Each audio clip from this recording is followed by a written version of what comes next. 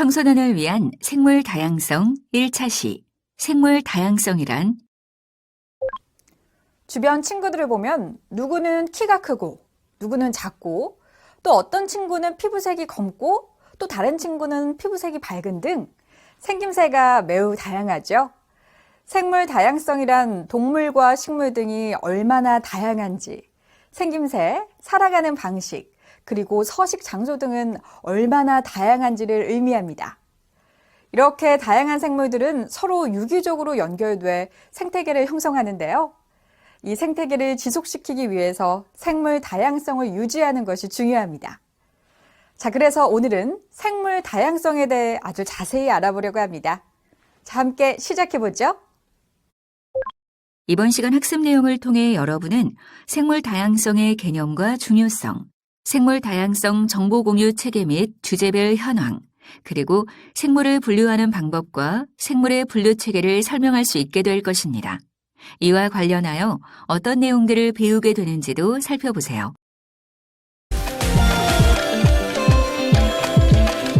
1. 생물 다양성의 개념.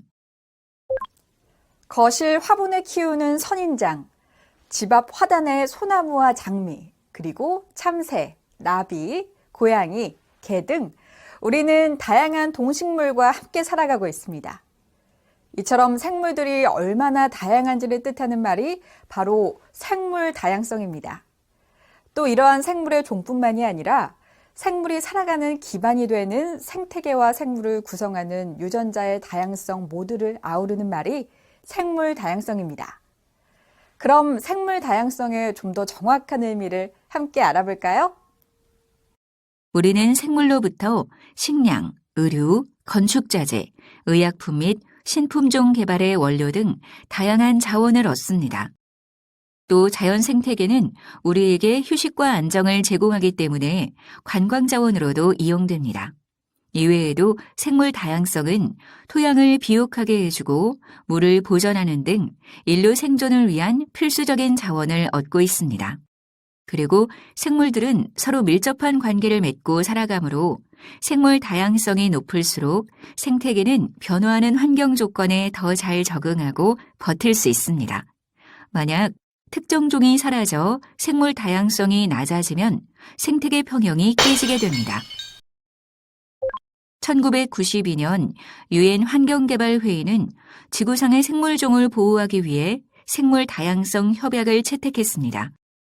생물 다양성 협약에 따르면 생물 다양성은 육지, 해양 및 기타 수중 생태계에서 살아있는 생물들 간의 다양함과 형질을 결정하는 유전자의 다양성 및 생태계 다양성을 포함하여 정의됩니다.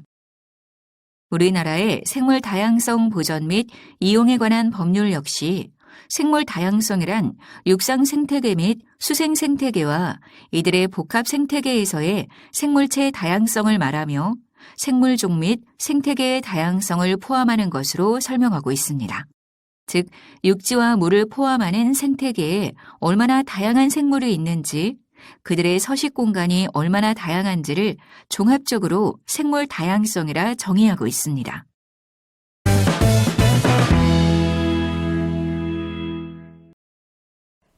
여기서 잠깐, 생물종이란 무엇일까요? 진돗개와 불도그, 고양이를 비교해보면 각각의 특징들이 있어 전혀 다른 무리로 생각이 될 수도 있습니다.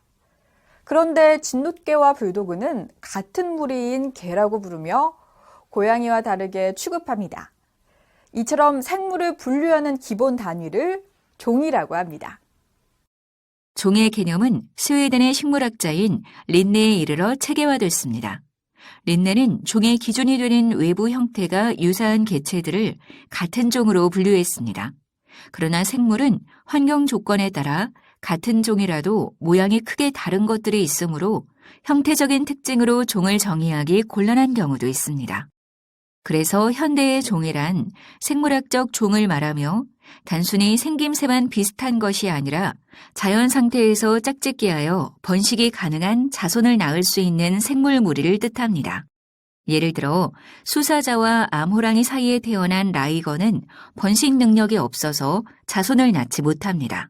그래서 사자와 호랑이는 다른 종입니다. 생물 다양성은 종의 다양한 정도를 말하는 종다양성, 생물이 지닌 유전적 다양성, 그리고 생물을 둘러싸는 환경인 생태계의 다양성으로 구분합니다. 먼저 종다양성부터 살펴보겠습니다. 눈에 보이지 않는 세균과 곰팡이, 바다의 플랑크톤에서부터 최대 길이가 20m인 대왕 오징어와 최장 33.85m 길이를 기록한 대왕고래, 몸무게가 6톤이 넘는 아프리카 코끼리, 시속 90km로 달리는 타조까지 지구상에 존재하는 종은 매우 다양합니다. 세계 생물 다양성 정보기구에 따르면 2017년까지 발견된 생물의 종류는 약 172만 종이고 새로운 종이 계속 발견되고 있습니다. 과학자들은 지구에 살고 있는 생물의 종수를 1000만 종 이상으로 예상합니다. 종 다양성은 일정한 지역에 사는 생물종의 다양성을 의미하며 생태계 내에서 군집과 먹이사슬의 구조를 유지할 수 있게 합니다. 다음은 유전적 다양성입니다.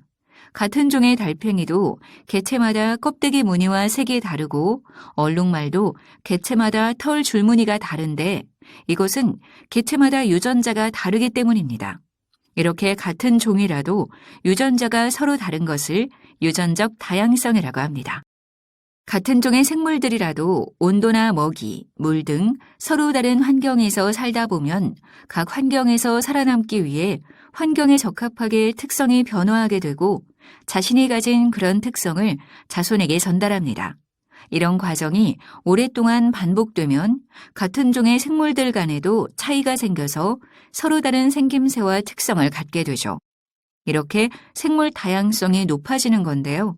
이렇게 생물 다양성이 높아지면 높아질수록 질병이나 환경 악화 등 외부의 위협이 있을 경우 생존할 가능성도 더 높아집니다.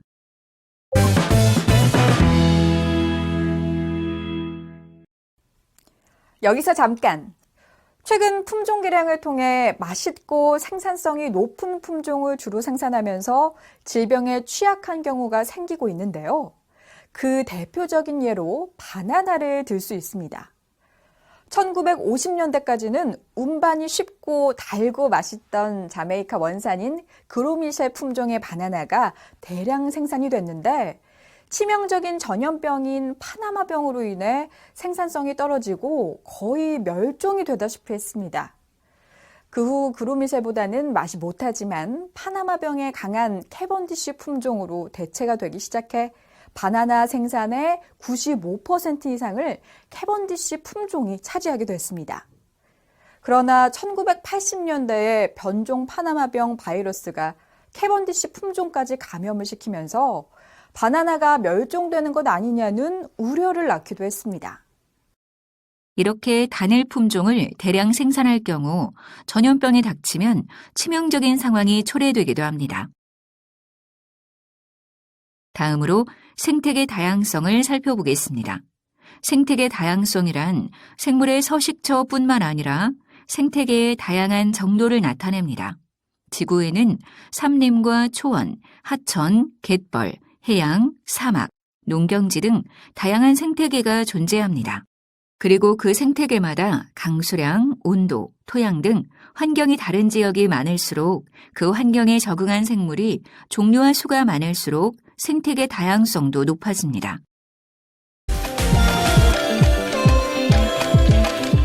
2. 생물 다양성 정보 공유 체계 및 주제별 현황. 생물 다양성에 대한 정보 관리와 연구 능력은 국가마다 큰 차이가 있어 전 지구적인 생물 다양성 보전 활동에 커다란 장애가 되고 있습니다. 이에 생물 다양성 협약은 생물 다양성 정보 공유 체계를 설립해 각 나라가 보유하고 있는 생물 다양성 정보와 기술을 서로 공유하고 협력할 수 있도록 하고 있는데요. 그 내용을 좀 더 자세히 알아볼까요? 생물 다양성 정보 공유 체계는 사람들의 폭넓은 참여와 쉬운 접근이 최우선적으로 고려해서 의사결정 방법과 훈련, 능력 배양, 학술 연구, 기금 마련, 기술 이전과 정보 교환 등 6개의 핵심 영역에서의 협력을 촉진하므로 생물 다양성 협약의 주제별 그리고 다분야 관련 작업 프로그램을 지원하고 있습니다. 생물 다양성 정보 공유 체계의 주제로는 농업 생물 다양성, 건조 및 반습지 생물 다양성, 삼림 생물 다양성, 내수 생물 다양성, 섬 생물 다양성, 해양 및 연안 생물 다양성, 산지 생물 다양성이 있는데요. 각각에 대해 자세히 알아보도록 하겠습니다. 먼저 농업 생물 다양성입니다. 12,000여 년 전 농업이 시작된 이래 약 7천여 식물종이 식량자원으로 재배됐지만 현대는 식량의 90%를 15종의 식물과 8종의 동물로부터 얻고 있습니다. 현대 지구상의 모든 농작물과 가축은 인간의 삶을 개선하기 위해 인위적으로 생산성이 높아지도록 생물 다양성을 조절한 결과로 볼 수 있죠. 예를 들어 1970년대에 벼의 크기를 작게 만들어버리는 벼 외소증 바이러스가 인도와 인도네시아에서 확산되어 농업 생산에 큰 위협을 초래한 적이 있습니다. 이때 이 질병의 강한 유전자를 가진 인도의 오리자 니바라라는 품종을 이용해 새로운 품종을 개발했습니다. 그리고 현재 아시아의 10만 제곱킬로미터 이상의 논에서는 모두 이 품종이 재배되고 있을 정도입니다. 건조 및 반습지 지역에는 세계 인구의 약 35%인 20억 인구가 거주하고 있습니다. 그리고 전 세계의 가장 중요한 식량 자원과 가축들이 건조지에서 기원했을 정도로 건조지는 생태학적으로 중요한 지역입니다. 건조 및 반습지의 개발과 지속적인 이용은 지역민들의 생활 개선과 가난 퇴치에 아주 중요하지만 이용 변경과 필요 이상의 수확, 기후변화 등으로 생태계가 쉽게 파괴될 수 있습니다. 그리고 파괴된 생물 다양성은 복원이 거의 불가능하기 때문에 적절한 보전 대책이 수립되지 않으면 결과적으로 생태계에 악영향을 줄 수 있습니다. 다음 삼림은 육상 생태계의 많은 부분을 차지하고 있으며 식물, 동물, 미생물 등 다양한 생물들의 서식처입니다. 그런데 지난 8,000년 동안 전 지구 천연 삼림의 45%가 사라져버렸고 삼림 생물 다양성도 급격히 감소했습니다. 벌목과 개간을 통해 경작지로 전환하거나 수목의 종류를 변경하는 등의 비지속적인 삼림 경영, 유해 외래종의 도입과 침입, 도로 및 댐 건설, 광업 활동, 인간에 의한 방화, 그리고 오염과 기후변화가 그 원인입니다. 우리는 삼림이 목재 생산으로 엄청난 경제적 가치를 생산하는 것에만 주목하는데 사실은 눈에 보이지 않는 더 중요한 기능이 있습니다. 바로 탄소 흡수를 통한 기후 조절 기능, 식수 보호 기능, 자연 경관 보호 등입니다. 이런 기능들을 돈으로 환산한다면 삼림의 가치는 상상을 초월할 정도입니다. 예를 들어 포르투갈의 경우 삼림 1헥타르에서 한 해 방목과 목재 생산으로 얻는 수익은 $160에 비해 다른 기능을 통해 $180의 수익을 얻습니다. 그리고 프랑스의 경우 해마다 벌목을 통해 얻는 목재 가치는 13억 유로인데 비해 삼림이 주는 레저 효과를 교통비용으로 환산하면 20억 유로, 이산화탄소 흡수 효과는 24억 유로에 달합니다.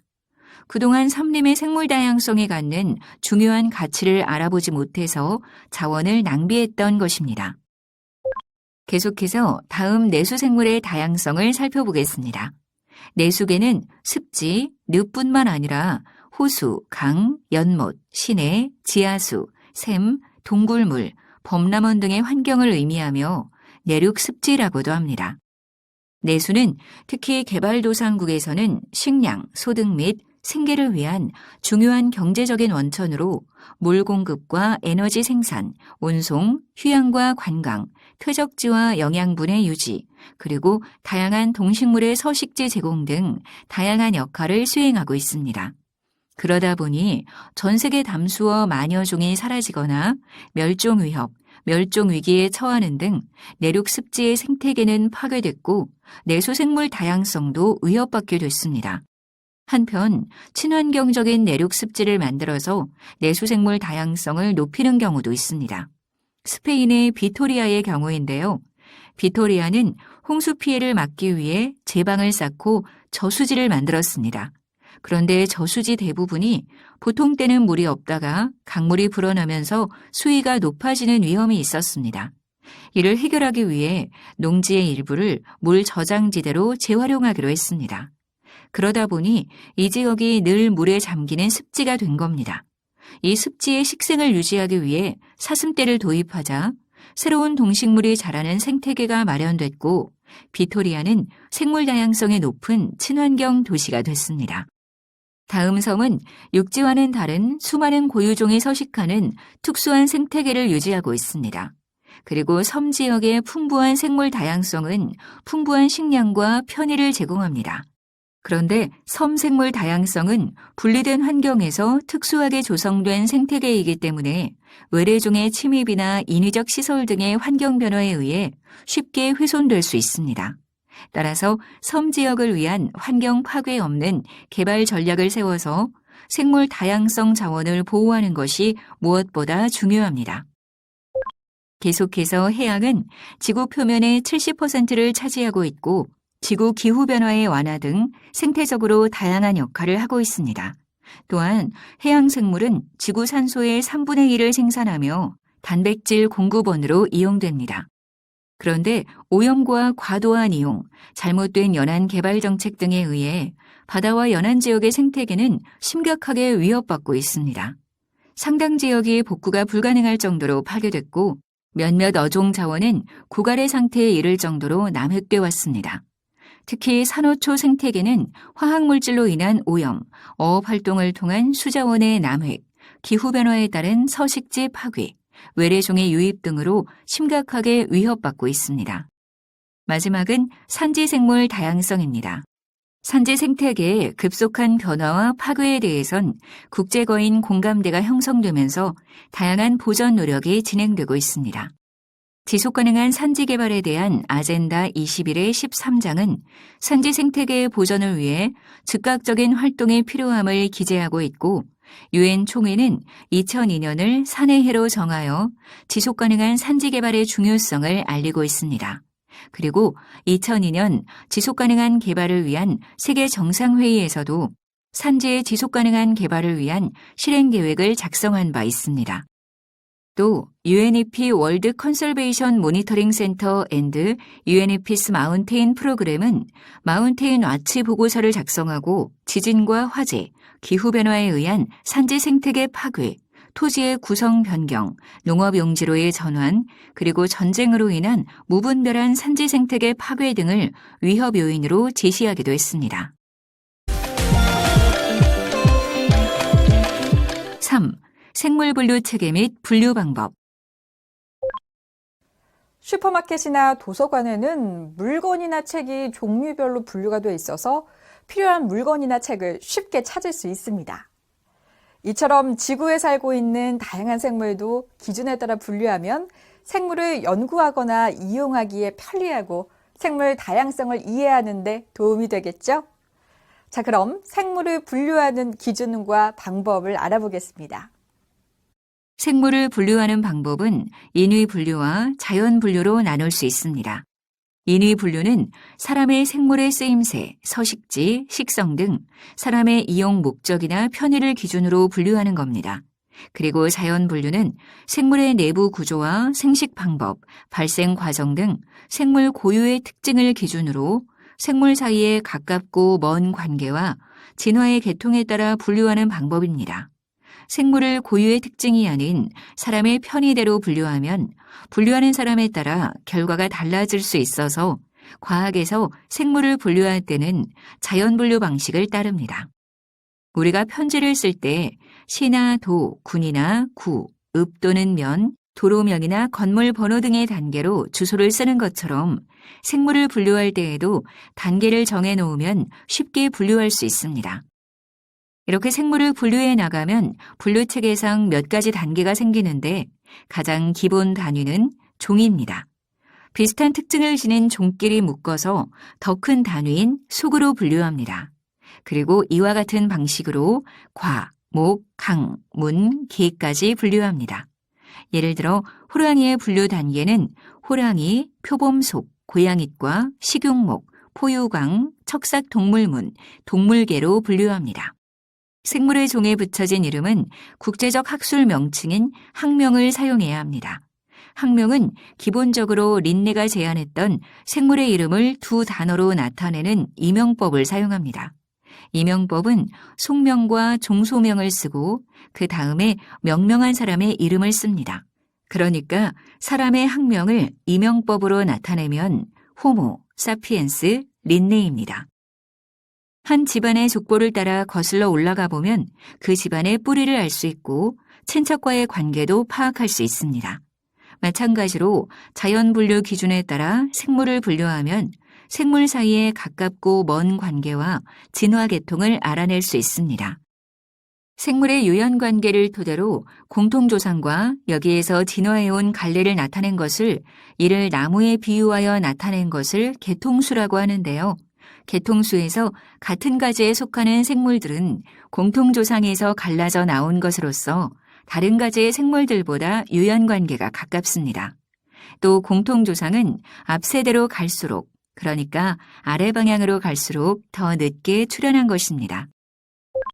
생물학자들은 지구상의 생물들을 크게 원핵생물계, 원생생물계, 균계, 식물계, 동물계의 5개로 분류합니다. 먼저 원핵생물은 세포의 핵막이 없어 핵이 뚜렷하게 구분되지 않는 무리를 말하는데요. 대부분 단세포이지만 때로는 세포들이 모여 한 덩어리를 이루기도 합니다. 포도상구균, 대장균 같은 세균류가 대표적입니다. 원생생물은 핵이 있는 세포로 이루어진 생물 중 동물계, 식물계, 균계에 속하지 않는 나머지 생물을 모아놓은 무리를 말하는데요. 원생생물계에 속하는 생물은 대부분 몸이 한 개의 세포로 이루어져 있지만 미역과 다시마처럼 몸이 여러 개의 세포로 이루어져 있는 경우도 있습니다. 대부분의 원생생물은 물속에 서식하는데 일부는 호수나 연못의 진흙 바닥이나 동물의 소화관에 서식합니다. 집신벌레, 아메바, 돌말, 김, 미역 등이 원생생물에 속합니다. 균계는 핵이 있는 세포로 이루어져 있고 양분을 스스로 만들 수 없는 생물 무리로 몸은 실 모양의 균사로 이루어져 있습니다. 대부분 죽은 생물에서 양분을 얻지만 일부는 동물이나 식물의 몸에 기생하며 균사에서 만들어지는 포자로 번식합니다. 식물은 핵이 있는 세포로 이루어진 생물 중 몸이 여러 개의 세포로 이루어져 있고 엽록체가 있어 광합성으로 스스로 양분을 만드는 생물 무리입니다. 식물계에 속하는 생물은 세포에 세포벽이 있고 대부분 뿌리, 줄기, 잎이 발달했고 주로 육지에서 생활합니다. 마지막으로 동물은 핵이 있는 세포로 이루어진 생물 중 몸이 여러 개의 세포로 이루어져 있고 엽록체가 없어 광합성을 할 수 없는 생물 무리입니다. 따라서 다른 생물을 먹이로 삼아 필요한 영양분을 얻습니다. 동물계에 속하는 생물은 대부분 여러 가지 운동기관이 발달했고 육지 또는 물속에서 생활합니다.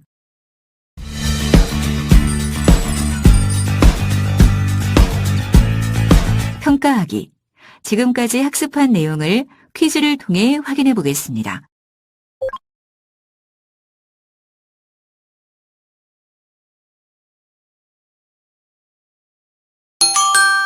정답입니다.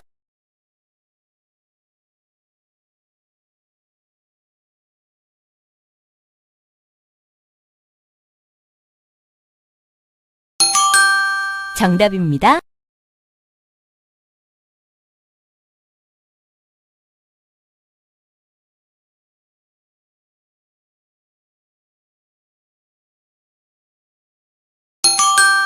정답입니다.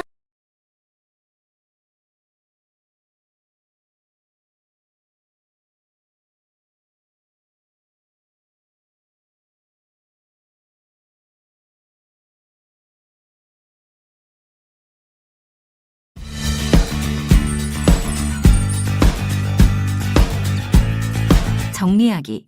살펴본 내용 중 주요 부분을 다시 한번 정리해 보겠습니다.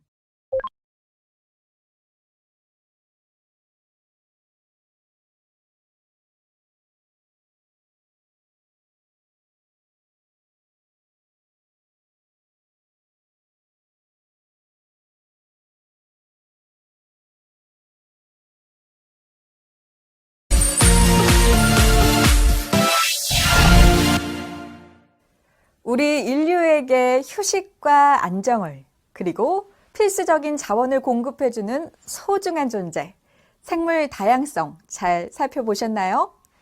이번 시간을 통해 생물 다양성의 개념과 현황에 대해 다시 한번 생각해 볼 수 있는 시간이 됐으면 좋겠습니다. 감사합니다.